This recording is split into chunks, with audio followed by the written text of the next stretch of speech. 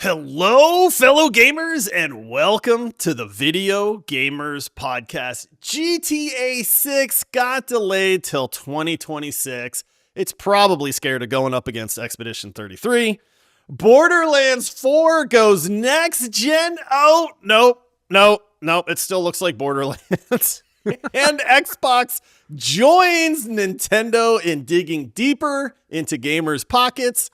We've got all the gaming news you need for this week, but first, some introductions are in order. I am your host, Josh, and joining me, his brief stint as a Frenchman may be over, but some images can never be unseen. It's Ryan. You're looking a little different today, Ryan. I am. I'm actually kind of sad. Like I enjoy dressing up. You know, it was a fun time. I gotta say, dude, I watched the video back today, and the reveal of your outfit that you wore for our Expedition 33 deep dive. And you can pull it off, man. You really can. Like I like was the kind of mustache? like, I even showed my wife, and I was like, "Look what Ryan did," and she was like, "Oh my goodness," and she's like, that's not bad. Like, and I was just like, all right, well, good on you, man. So I just have to like smoke cigarettes and be rude. American. So just be yourself. Yeah, there you go. Well, I don't smoke cigarettes. I know, I'm just kidding. All right. And joining us, he's taken up French opera and is learning classical piano because he wants to compose an absolute banger of a boss battle soundtrack. It's John. You know, I know you're saying that in jest, but you have no idea how accurate that is. Like, I don't think I've ever listened to so much opera in my entire life. I said this before recording today. I posted it on our X account. I have legitimately been listening to the Clair Obscur soundtrack like all day long, all day. And I've been playing 3 songs over and over. And one is one of the boss battle soundtracks where it's the heaviest song on the soundtrack. And it is fire, dude. And I have been about 2.5 minutes in. Yes. Oh yeah. Yeah, that's exactly it. And I like my buddy Andy, who just beat the game last night as well. I sent it to him, and then I hear the music just blasting out of their office, and I'm just like, yeah, oh, this is so great, man. Yeah, you guys are ridiculous. I don't care. I make no excuses for it whatsoever. Dude, that soundtrack. Now that I have beaten the game, like my brain is just equating like the soundtrack to certain like boss fights or moments in the game now. And I am here for it, man. It's incredible. So, well, that's at least something was worth that $40. Oh, dude. The soundtrack alone. Well, yeah. Look at the universe. Look at the universe punishing Ryan for that. Yeah, take. right there. Turning right after I said that, it popped off my You camera. see that, Ryan? Oh, what the frick, dude? That's what you get. I'm not touching anything. Josh, have you played any other games since you beat Expedition 33 last night? I have not. Nope. So I was up at my normal hour. I was up at 2 a.m. this morning, and I beat Expedition 33 yesterday. So this morning I was like, okay, like this frees up some bandwidth. Let's get to some games that I was neglecting. Borderlands 4, which we're going to be talking about, is coming out. So I was like, I never really gave Borderlands 3 a shot. Let me try that this morning. So I queued it up on my cloud service, and I immediately felt like Andy dropping Woody in Toy Story. Like, I don't want to play with you anymore. Like Expedition 33 was so good that like playing anything else right now, it just feels kind of lame, dude. It's tough, man. It's tough. Like I need something to bridge the gap before Doom: The Dark Ages comes out.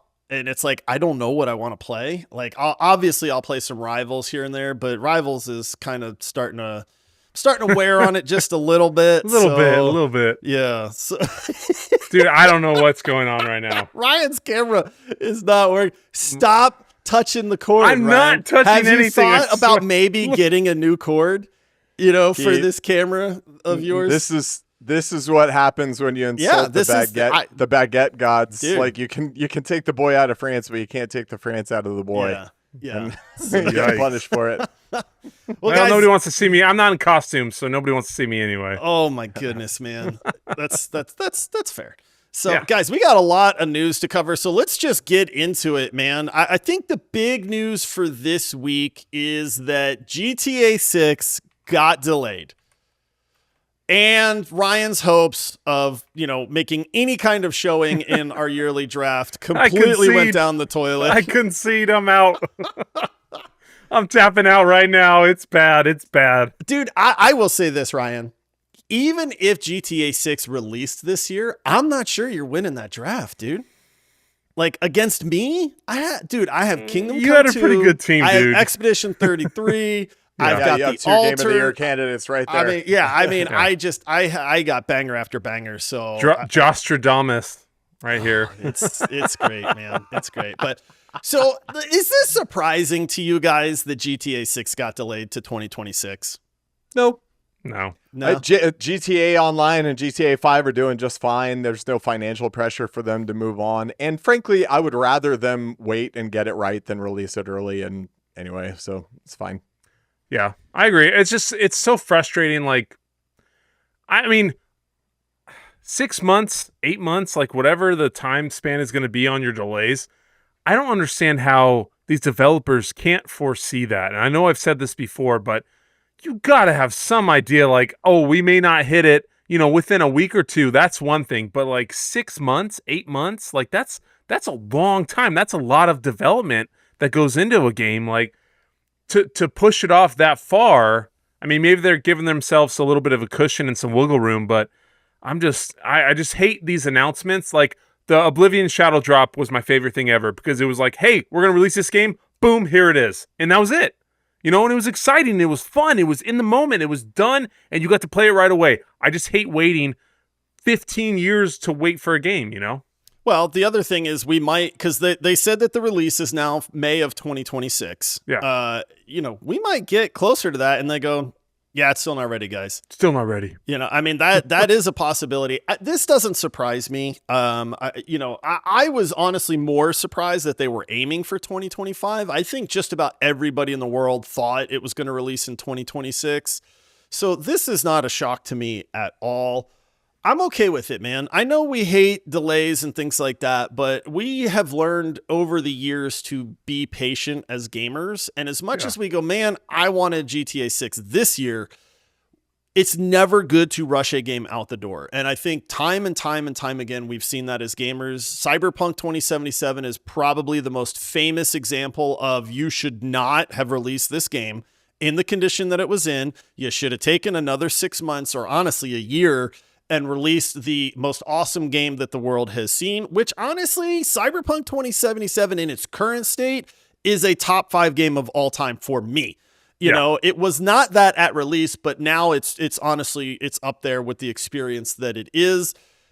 And if it had come out in that state, I think a lot more people would probably have that take, but it's soured. I mean, how many people in our community went, oh yeah, I remember I tried Cyberpunk, I've just never gone back to it. And it's like, dude, it's a completely different game now. Like, it's fixed. You should play this game. And they're kind of like, yeah, well, someday I'll get to it.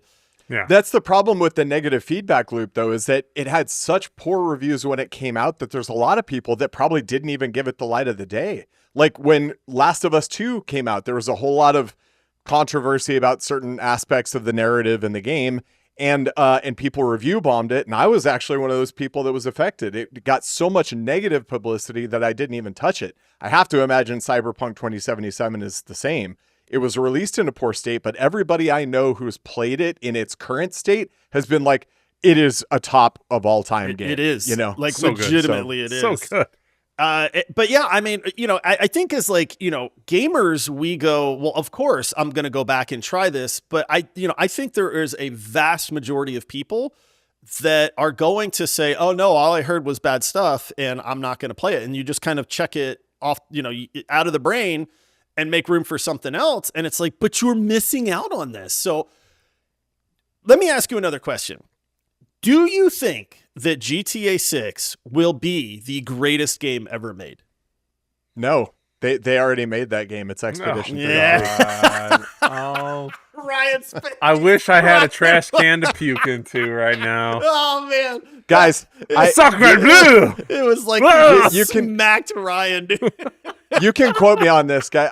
I went into that game with such high expectations and it nailed it. I reached out to Sandfall today. Ooh, yes. They are getting a lot of requests, as you can imagine. But I asked them if we could fly out there and meet them and hang with their dev team. If they say yes, mark my words, we are going on a field trip. We're going. I want to. I'll go for hands, that, man. Yeah. I'll even wear my outfit. They'll ask Ryan. They'll be like, please do. Oh my goodness, man. I mean, okay. All joking aside, I think the answer that most gamers would have is the expectation is yes, GTA 6 will become the best game ever made. This is Rockstar. They made Red Dead Redemption 2, which is widely considered one of the best, if not the best video game ever made. There's a certain level of preference that can come into play, but I don't think anybody argues that it is truly one of the best games that's available. GTA 6, same thing, dude. Like, it's got to be the most mind-blowing, amazing game that gamers have ever seen, right? Like, that's the expectation. That is a hard expectation to live up to, man. John, Expedition 33, you and I love it. We have both said it's in my top 10 games of all time at this point. Like, legitimately, I know that people will say, well, there's some recency bias there, but dude, games don't hit like that game does. But the expectation for most people with Expedition 33 was very non-existent. I mean, how many people in our community were like, dude, the only reason I picked this game up is because you guys were hyping it up so much. GTA 6 does not have that, that leeway, man. If it's not the most incredible game that people have played in the last decade, that's going to be a problem. I mean, that's not to say that they're not going to make billions and billions of dollars off of it, but I do think that the expectation level for GTA 6 is so astronomically high that that's a hard bar to meet. And so I have to wonder, are they taking this extra 6 months to go, guys, we can't screw this up. We can't have a bunch of bugs in the game. We can't have this not meeting gamers' expectations, especially if we're going to be charging $100 for it, which is not confirmed. But listen, if gamers are not rebelling against this and in an outcry right now, guess what they're going to do? They're going to charge $100 for it, or very close to it at that point. You know why they're not rebelling? Because all the Nintendo fanboys send, yes, master, I'll pay whatever you want. $80 for Mario Kart? Yeah, sure. Absolutely. No problem at all. Yeah. Give me more. Oh, Donkey Kong, $80? I don't even care about Donkey Kong, but yeah, I'll pay it. Yeah, just give me more games. Yeah. And Nintendo. We're gonna get to that. Don't you worry. We're gonna get to it because we've got a news story here where Xbox, they followed suit, man. Of course. So we're gonna save that one for just a little bit. So the big news of the week: GTA 6 delayed. John's already chomping at the bit. He's like, with you hold too. on. No, there's a business strategy behind that. Oh, absolutely. Yeah, I think we should just get into it since we tiptoed around it. All right. Well, okay, then let's do it. John, I want to hear John lead us into this next news story, John. So why don't you tell everybody about Xbox and what they're doing with their pricing? Right. So as we speculated in the Switch episode, if Nintendo is able to successfully pull off or propose a price point of $80 a game, everybody else is going to follow suit. That's just how the economy works. They set a bar. If the bar is tolerated by the consumer base, everybody else follows the bar, and it becomes a supply and demand thing. As long as the demand is there, the price goes up. So Xbox announced a hike to $80 for their upcoming games as well. But if I had to guess, the real strategy behind that is to move people more towards their subscription service. If they get more people on recurring revenue platforms, ultimately that is a more sustainable thing for a business to be able to run on. That's why you see no more blockbusters, and you see lots of Netflix and cloud streaming services. Yep. That is just the way these things work. Now, I think personally that Xbox and Microsoft is doing a fantastic thing in positioning themselves to fight against Nintendo. We had this whole argument really about Nintendo's price point on their new console being $450 and their games being $80. And by the way, that $450 doesn't even get you a complete system. You're still missing a camera and all these other peripheral devices. And maybe or maybe not the Joy-Cons are fixed. Who knows? Meanwhile, Microsoft has been doing exceptional things with cloud gaming. Like anybody who isn't on Game Pass, even if you're not a Xbox gamer, it's $25 a month and you get AAA titles That's day for the one. premium. That's like the cream of the crop That's version. exactly too. Yeah. $25 a month, and you get day one access to titles like Claire Obscura Expedition 33. Day one, you get South of Midnight. Day one, and that's $25 a month. Those two games is coming out. It's going to be day one. Yeah. Yep.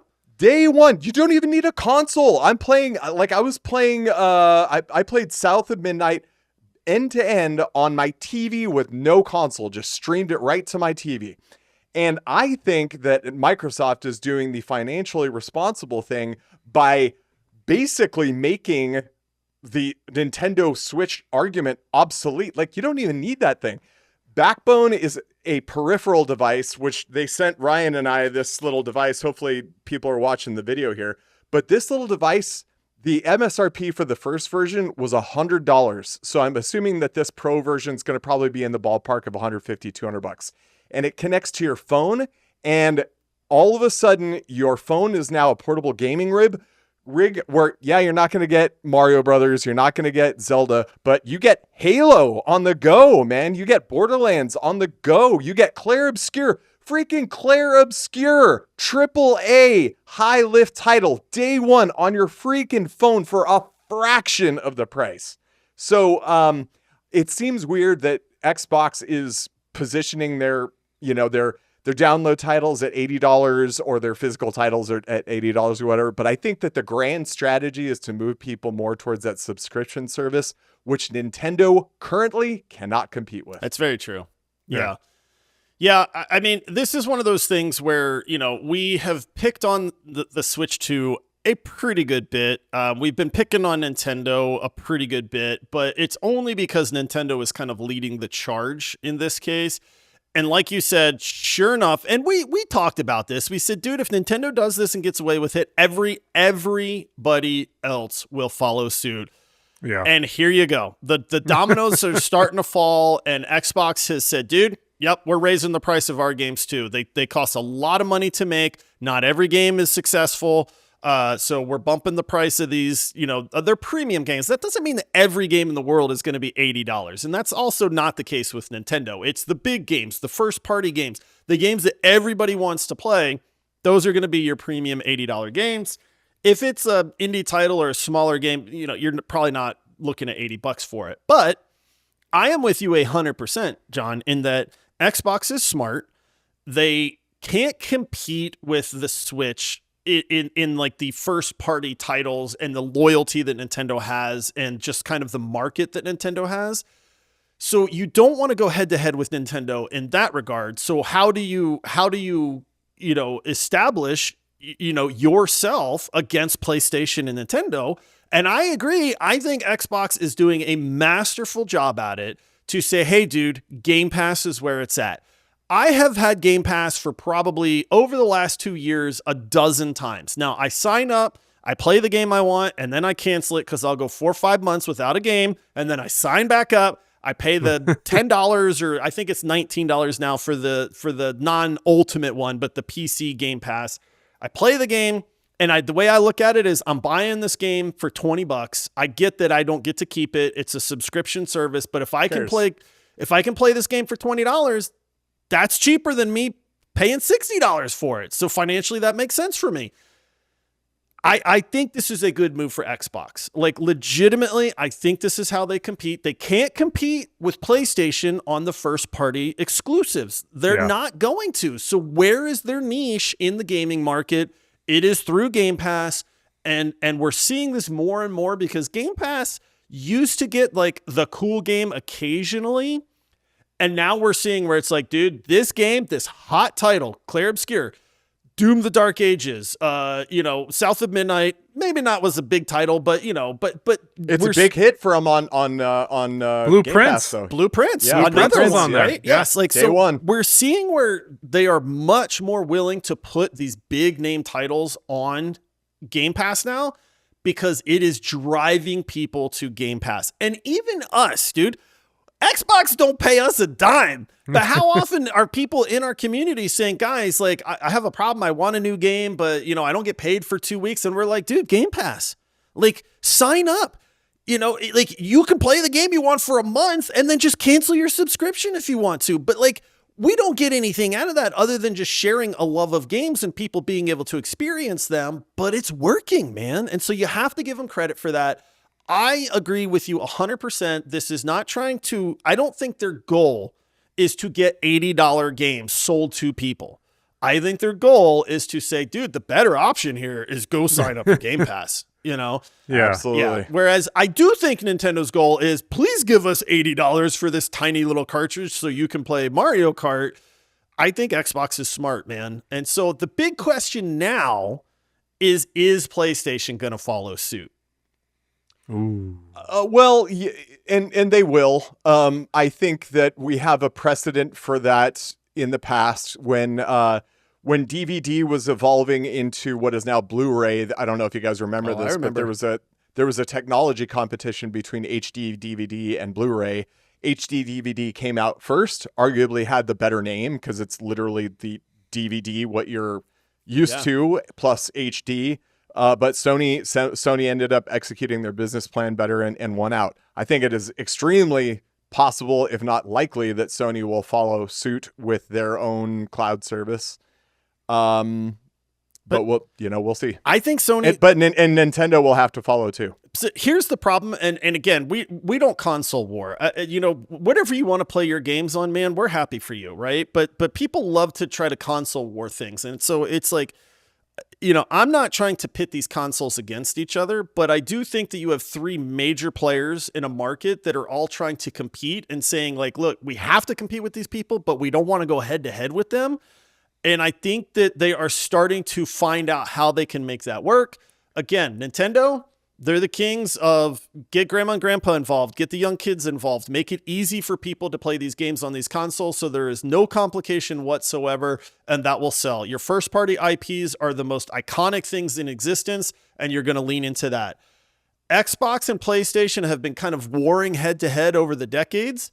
PlayStation, you really can't argue that they don't have a lockdown on the first-party titles. God of War, GTA 6. Like, I mean, these games are some of the most iconic games, and they always are PlayStation exclusive at first, you know? And so PlayStation's kind of locked that down.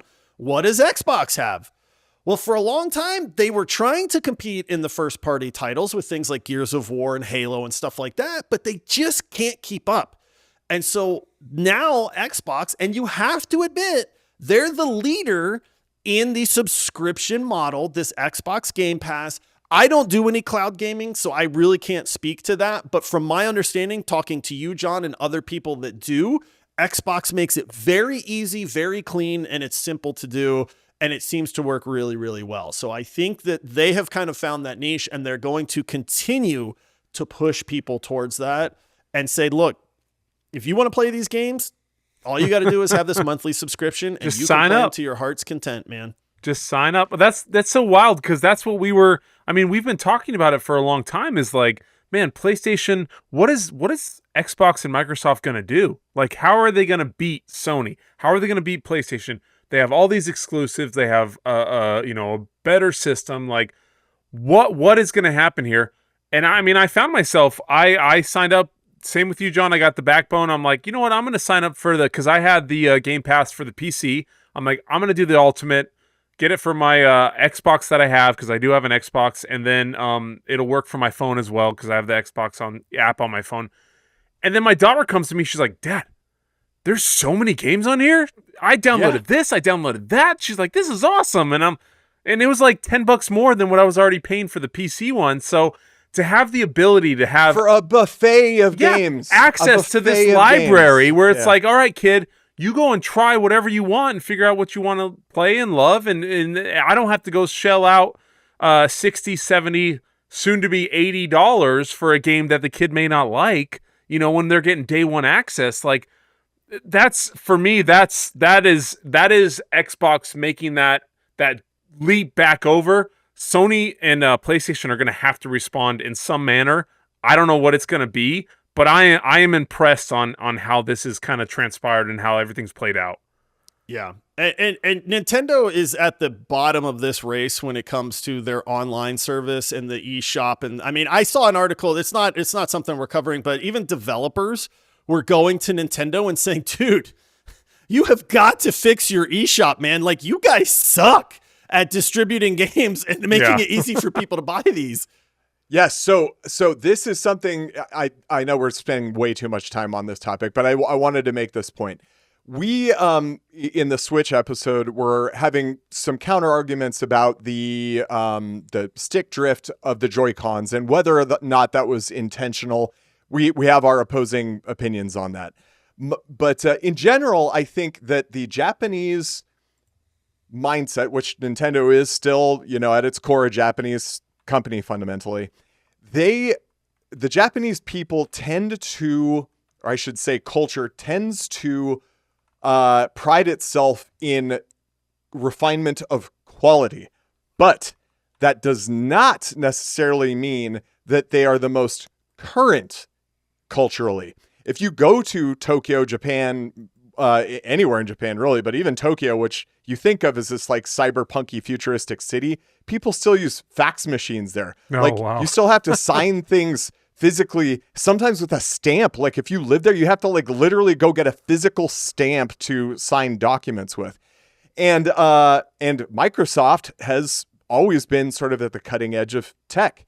They are figuring out how they can compete, and I think it is a brilliant strategy. Like you said, they can't compete with the first party titles with either of those parties, with Sony or with Nintendo. So what can they compete on? Well, they freaking nailed this cloud service. Not only do you get this whole buffet of games for a pretty nominal fee, but also like with cloud gaming, you don't have to wait until the game is downloaded and all the patches. Bro, it just streams to your phone or your TV. And if you don't like it, no harm, no foul. Quit game, on to the next one. Yeah.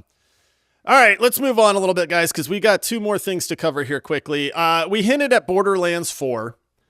We got an 18-minute gameplay breakdown for Borderlands 4, which is the most gameplay that we have seen for this.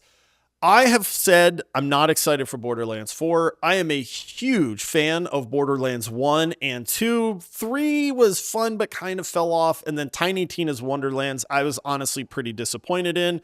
It just felt like a money grab. It really didn't offer anything new. It even reused all the old assets. I mean, without any changes whatsoever. So I kind of soured a little bit on Borderlands. And then, Borderlands 4 gets announced and, people get very excited about it. And then we get this gameplay kind of breakdown. And I'm going to be honest, guys, I don't see, this isn't an evolution for me, man. And I kind of joked about it in the, in the intro of the show, because it's like, I don't know how long it's been since Borderlands 3. I feel like it's probably been a solid 6 years or so. Mm-hmm. Off the top of my head, that's just a guess. Sounds right. But it's like, how has this game evolved? I feel like it hasn't at all. Yes, you have to maintain that kind of cel-shaded style that is Borderlands. You got to maintain the whole premise of the game with the guns and all that stuff. And it's just like, they have a grapple hook now?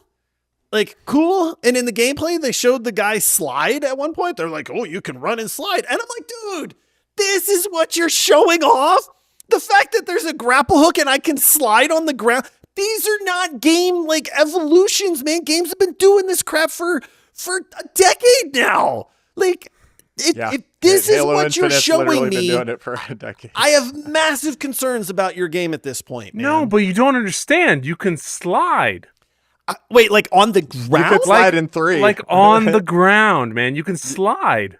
You could slide in 3. But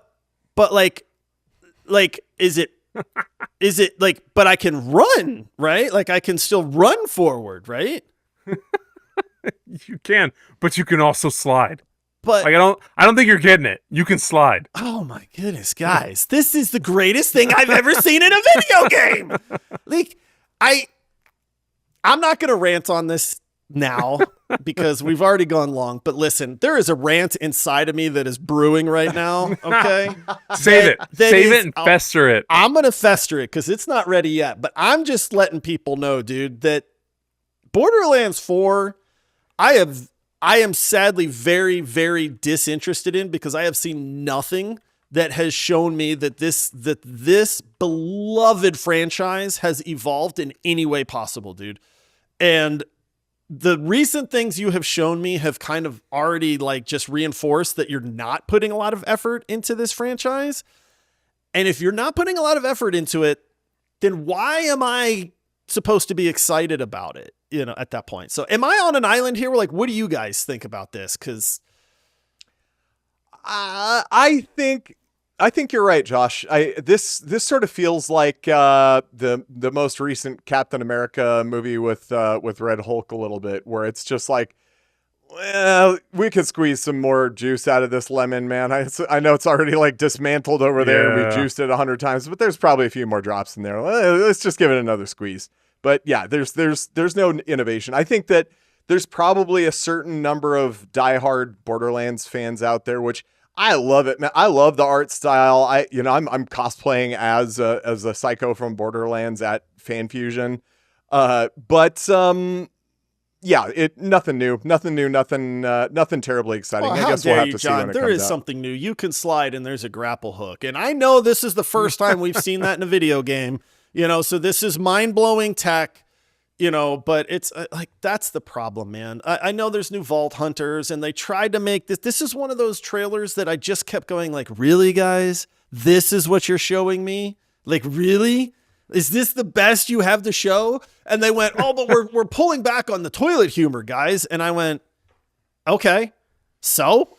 Yeah, so? So? Like, you know, like Borderlands has always had humor. Well, we went a little too far with the toilet humor in 3, so we're pulling back on that. And it's like, okay, but how is this game next gen? How is it different? How is it evolved? Well, you can slide? In a world where grapple hooks and sliding didn't exist. Coming to you late this fall.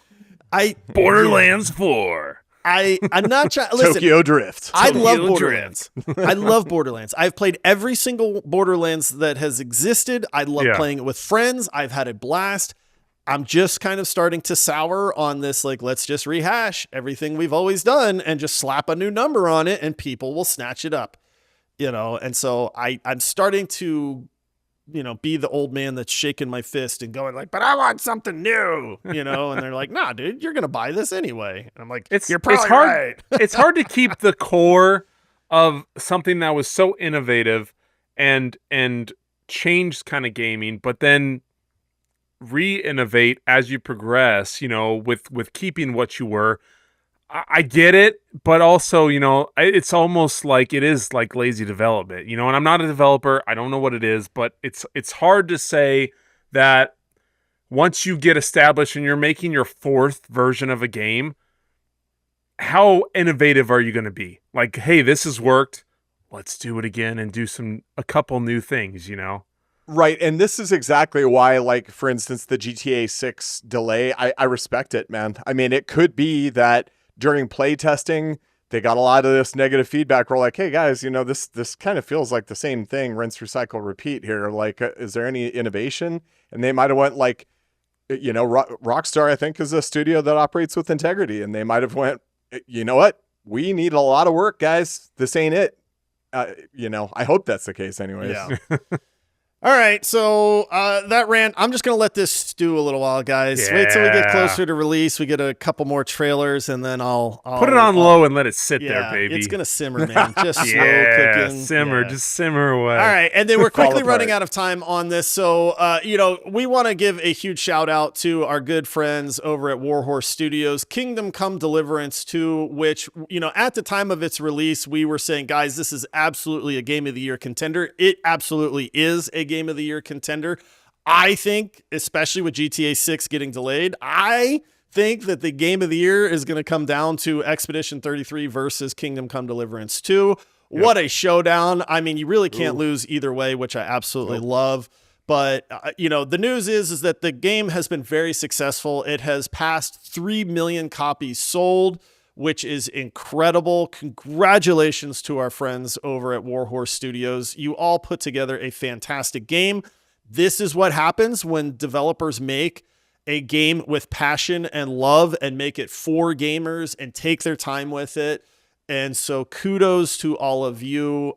We saw a thing too that said between Kingdom Come 1 and Kingdom Come Deliverance 2, it sold over like 10 million copies. And we're a little unsure if it's 13 million because we're not really sure if it was Kingdom Come 1 that sold 10 million and then Kingdom Come Deliverance 2 sold 3 million, or if that's combined with the way that they kind of worded it. It's a little iffy. But either way you look at it, what a success, man. And honestly, if you haven't played Kingdom Come Deliverance 2 yet, you are missing out on easily one of the best games that we're probably going to see in 2025. Like legitimately, we did a deep dive on that. We all had huge praise for it. It is a game that you absolutely should play.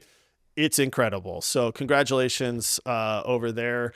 Great group of guys too. Warhorse, great group of guys. Yeah. Awesome. Yep. And there might be rumors that we might try to follow up with those guys and talk to them. I believe so. Talk to them about what it's like to have your game be a huge success, you know? So we'll see about that.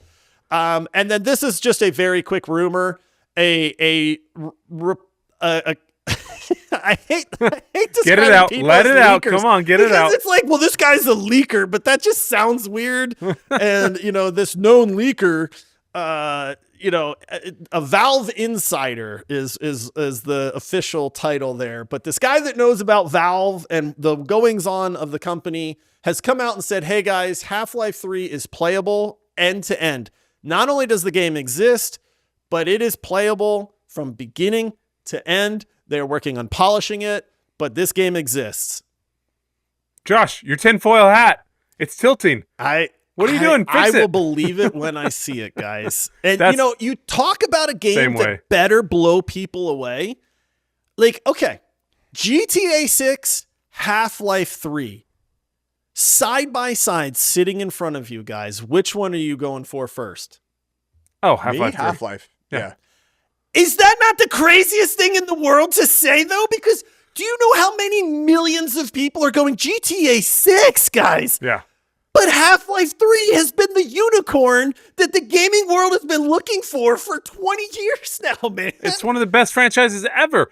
GTA 6, as amazing as it will be, maybe one of the best games ever. How different will it be from GTA 5? Like, yeah, exactly. Your gameplay, your missions, all your stuff, it'll be a lot more similar than Half-Life 3 will be to Half-Life 2. So the compare and contrast, like it's all of it, man. Just to get like I don't even know why we're talking about this because it's not gonna happen. Yeah, it's not real life. I don't believe it until I see it. Yeah, until Half-Life 3 like is literally in my hands and I'm playing it, I'm not gonna believe it, even if there's like demos, because then they'll be like, oh, never mind. So I just it's one of those things that we've been waiting 20 years for this game. Like, I want you guys to think about something real quick. What game has Valve released that was bad? None. Yeah. None. I think. Okay. Yeah. So Valve owns Steam, which is a great business for them. Why would they put themselves in a position to jeopardize their brand reputation exactly with a game that isn't perfect with the reputation that they have? Yeah. I agree. We may never see that game. If it isn't perfect, I don't think we'll ever see it. And frankly, I prefer it that way. Yeah. I mean, I agree. The worst thing that could ever happen is Half-Life 3 actually does come out and then it's a 7 out of 10. and then collapses into a black hole and, you know, it's like, that's absolute. And then they lose, you know, Steam followership, you know, it just opens up all sorts of possibilities. I just think it's crazy because we all have the exact same answer. Half-Life 3 for me as well. And I know that there's people that are gasping when we all said that because they're like, but dude, GTA 6. You don't understand, man. Like the grand majority of people, like GTA has kind of fallen into the zeitgeist, like Call of Duty or the 2K games, especially online. Like, casual, you know, like people who aren't gamers, quote unquote, play those games. Like, you know, we're dorks, we're middle-aged dorks. We go and catch some heat for that. Yeah, exactly. But I get what you're saying is that, again, this is Half-Life 3 is the unicorn the gamers have been looking for, for decades now. And if this game actually does exist and it is in a playable state, start to finish, that is well beyond anything that anybody has expected, because occasionally we get Half-Life 3 rumors that it exists, but somebody saying that, no, man, this game's actually playable is a completely different level of rumor at that point. Oh, I hope they shadow drop it. Oh my dude. gosh, I hope they shadow drop it so bad. Now, I will that say would be the this. sickest thing ever. This Valve insider said that he expects that they will announce it officially in the summer for a possible winter release. Wow. Is there tinfoil hat back on, guys. Is there a world where Rockstar got wind that Half-Life 3 is going to release later this year? What? And they went, we're delaying to 2026. We'll take the extra time anyway, but we are not going up against Half-Life 3, dude. Like, what game exists in the world or in our imaginations that no other game would possibly be willing to go up against? It's the biggest release ever. Half-Life 3 is the biggest dude. All time. Witcher 4? No. Half-Life 3 is still bigger. GTA 6? Red Dead 3? Like, that's what I'm saying. Like, take the most epic franchises that have ever existed and say which one would bow down to the others to like avoid a simultaneous release. And I don't know that I could think of a game. You expect those though. You expect those. You expect Red Dead 3. You expect GTA 6. That's true. Half-Life 3, we've been waiting 20 years for. Very good point, we dude. never expect it to come. And if it does, biggest release of all time. Like, that's what it's going to be. I think that we're talking about two totally different things. This is like Oppenheimer versus like the Avengers. You know what I mean? Like, the Avengers are designed to be blockbusters. Everybody, whether you're a comic book fan or not, like, is going to go see an Avengers movie, and there's extremely high expectations for it. Half-Life is more of that, like, curated, more niche sort of title. Going like, for the niche? Going for the Did you just call Half-Life niche? Hear me out. Hold on. There's nothing to hear. What do you mean? Compare the sales numbers, Ryan. Ooh. Compare the sales numbers. What did Half-Life 2 sell compared to GTA 5? Tell me. That's like 20 years difference. What do you mean? The amount of people and the amount of games sold within that time frame are substantially different. There's no comparison with the money that Rockstar has made in its games versus which game is more highly Half-Life. rated? That'd be a good question. Well, yeah, and I would say Half-Life, just like probably Oppenheimer is a more critically acclaimed movie than Avengers Endgame, but there's a difference there. One is what GTA by its nature being a game that is violence heavy, set in current day, has a broad appeal. Like, everybody plays the GTA games. Oh. Half-Life, it's sci-fi, it's niche, it's very, it occupies kind of a weird spot. It's not niche in the way that like dude, like Reanimal is. Half-Life is the Godfather, dude. It is the game that all other games like adapted from. Half-Life. Well, I agree. Guys. I agree. We don't disagree. All right. So Metacritic, you want to know what Half-Life's rating is? Yeah. 96%. 96 on 96 Metacritic? On Metacritic. Do you want to know what GTA's is? 97. Yeah. Oh, wow. Oh, man. Dang it. Yeah. I mean, listen, this is a great problem to have. I just wanted to put my tinfoil hat on for a second and be like, would Rockstar actually dodge a Half-Life 3 release? Like, guys, Grand Theft Auto 5 has sold 210 million copies. That's ridiculous. Rockstar isn't afraid of anything. Yeah, I mean, that's it would have to take something very special. Like, I can't think of Half-Life 3.